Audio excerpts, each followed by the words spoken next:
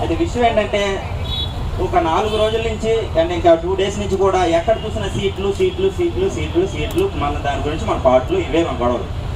విషయం ఏంటంటే ఈ గవర్నమెంట్ ప్రతిదీ సీట్ల గురించి ఎంత బాగా ప్లాన్ చేస్తుంది అని అంటే, పొద్దున్నే టిఫిన్ చేస్తుంటే ఒక 2 మహిళలు మహిళా శక్తి అని కొత్త ప్రోగ్రాం పెట్టడం వల్ల సీట్ల కోసం చెలగొడేసుకుంటారు. మరి అప్పుడే ఆలోచించలేకపోయారా మీరు సీట్లు సరిపోవు అది ఇవ్వకూడదు అని? అప్పుడు ఆలోచించలేకపోయారా? అక్కడ సీట్లు ఖాళీ లేవు అప్పుడు ఆలోచించలేకపోయారా? ప్రతిదీ ఒక విధంతో చేస్తారు కదా. ఊరికే అందరినీ ఎవరిని పడితే అని ఎక్కించేస్తే అక్కడ సీట్లు సరిపోవు అని మీకు తెలీదా? సో ఏంటంటే వీళ్ళు చెప్పేవన్నీ కూడా వీళ్ళు ప్లానింగ్ అంతా ఏదో వీళ్ళు అంటే నేను ఇక్కడ ఎవరిని విమర్శించినా ప్రభుత్వం అని అంటే అది ఈ ప్రభుత్వం ఆ ప్రభుత్వం అని కాదు, వ్యక్తిగతంగా కూడా కాదు, మన సమస్య పట్ల నేను నో చెప్పానంటే ఆ సమస్యకి మాత్రమే, అంతేగాని నీకు కాదు నో.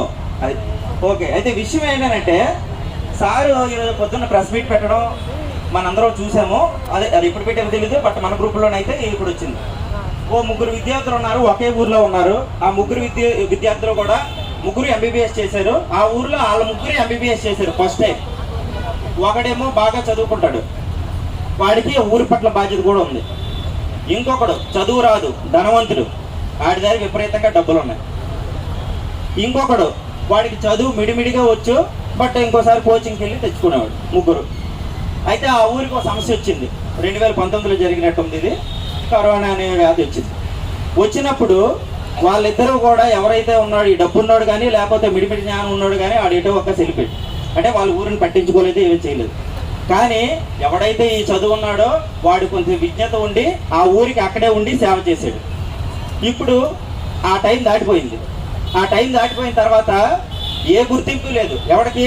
ఎవడైతే ఊరి దగ్గరే ఉండి వాడి తాలూకా ఇది జనాలకు ఎవడైతే ఇచ్చాడో వాడికి మాత్రం ఏమాత్రం పట్టింపు లేదు. అలా ఉంది మన పెద్దరాయుడి తీర్పు. ఎందుకనంటే మేమంతా సర్వీస్ చేసి మేమన్నీ బాధలు పడితే మీకు ఇంకోటి తెలుసో తెలీదో, మీరు ఎప్పుడైనా ఒకే సిమ్తో మాట్లాడి ప్రీపెయిడ్ పోస్ట్ పెయిడ్ 2 కట్టారా? కానీ మనం కడుతున్నాం. ఎందుకో తెలుసా? 2 సంవత్సరాలు సర్వీస్ చేస్తే పీజీ ఇస్తాను అన్నాడు. పీజీ ఇచ్చినందుకు 10 సంవత్సరాలు సర్వీస్ చేయమంటాడు. ప్రీపెయిడ్ పోస్ట్ పెయిడ్ ఇది ఎక్కడే అంతే కదా. ఇప్పుడు ప్రీపెయిడ్ గా మేము ఆల్రెడీ సర్వీస్ చేస్తాం, మాకు పీజీ ఇచ్చావయ్యా, మళ్ళీ తర్వాత మాకు పీజీ ఇచ్చావని పోస్ట్ పెయిడ్ 2 బాధలే. సో కాబట్టి ఏంటంటే దయచేసి మా బాధను అర్థం చేసుకోవాలి. మేము ఎవరికి ఏ గవర్నమెంట్కి యాంటీ కాదు, ఏ గవర్నమెంట్కి బడ్డెన్ కాదు. 11 నెలలే మేము జీతం తీసుకుంటూ 1 నెల ట్యాక్స్ కడుతున్న ట్యాక్స్ పేయర్స్ కూడా మేము.